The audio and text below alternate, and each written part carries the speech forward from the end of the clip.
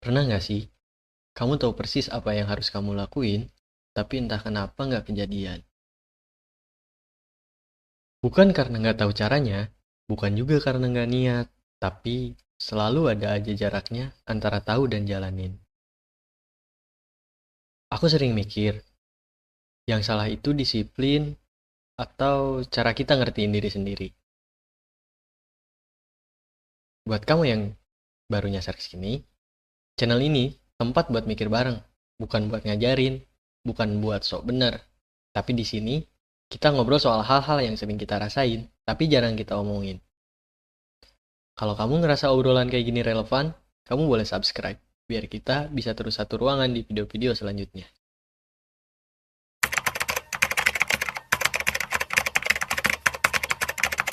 Pernah nggak sih, kamu tahu harusnya ngapain? Bahkan sudah niat, sudah bikin rencana, tapi entah kenapa nggak kejadian. Bukan karena nggak peduli, bukan juga karena nggak mau berubah, tapi selalu ada jarak antara tahu dan jalanin. Aku sering ada di situ, dan jujur aja, yang bikin capek itu bukan gagalnya, tapi pertanyaan di kepala, kenapa sih gue susah banget buat konsisten? Kalau kamu pernah ngerasa kayak gitu juga, tenang. Berarti kita lagi ngobrol di topik yang sama.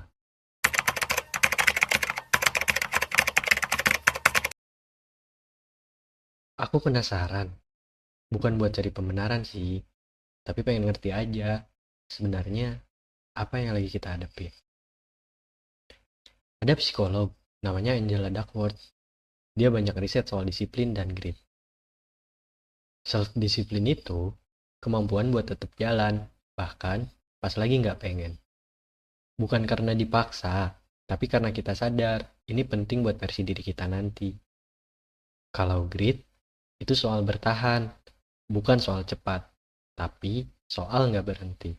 Dan menariknya, dari ribuan orang yang dia teliti, yang konsisten pelan-pelan, seringkali lebih jauh jalannya daripada yang pinter, tapi gampang nyerah.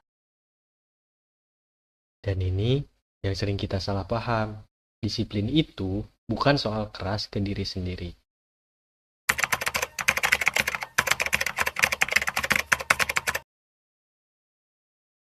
Pernah nggak kamu sudah niat mulai, tapi malah berhenti di satu pikiran kecil, kayak nanti aja deh.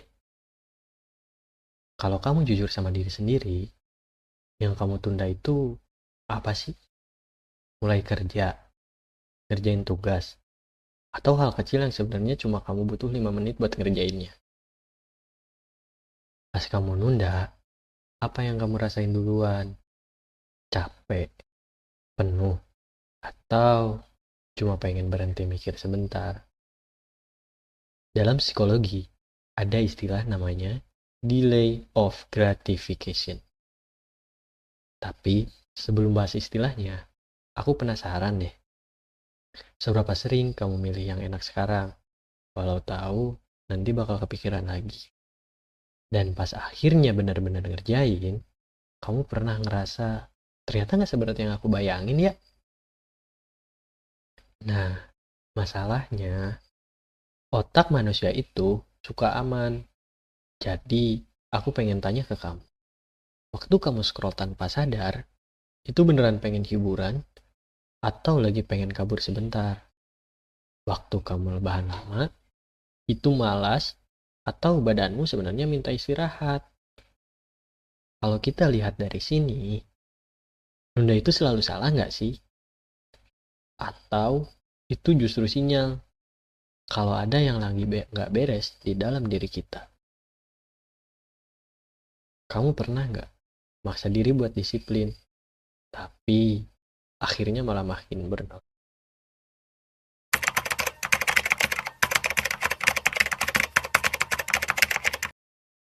Dan di titik ini, aku mulai mikir, kalau disiplin itu cuma soal niat, harusnya semua orang bisa kan?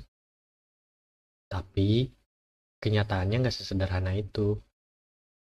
Terus, pertanyaannya, kalau kontrol diri itu bisa tumbuh, bukan langsung jadi, berarti selama ini salah nuntut apa ke diri sendiri?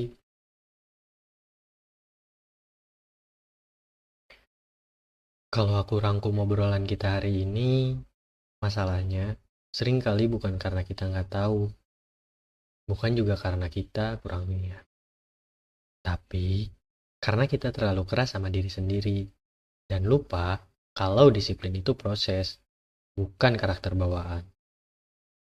Dari riset, dari cerita, dari pengalaman kita bareng-bareng, kelihatan satu hal yang sama. Disiplin itu tumbuh, bukan dipaksa. Kadang yang kita butuhin bukan jadwal yang lebih ketat, tapi ekspektasi yang lebih manusiawi. Kalau dari video ini kamu dapat satu hal aja, semoga itu nunda bukan selalu tanda malas dan gagal konsisten bukan berarti kamu rusak. Bisa jadi kamu cuma lagi capek aja atau lagi belajar pelan-pelan. Sekarang aku pengen lempar balik ke kamu. Setelah nonton ini, hal kecil apa yang pengen kamu ubah tanpa memaksa diri?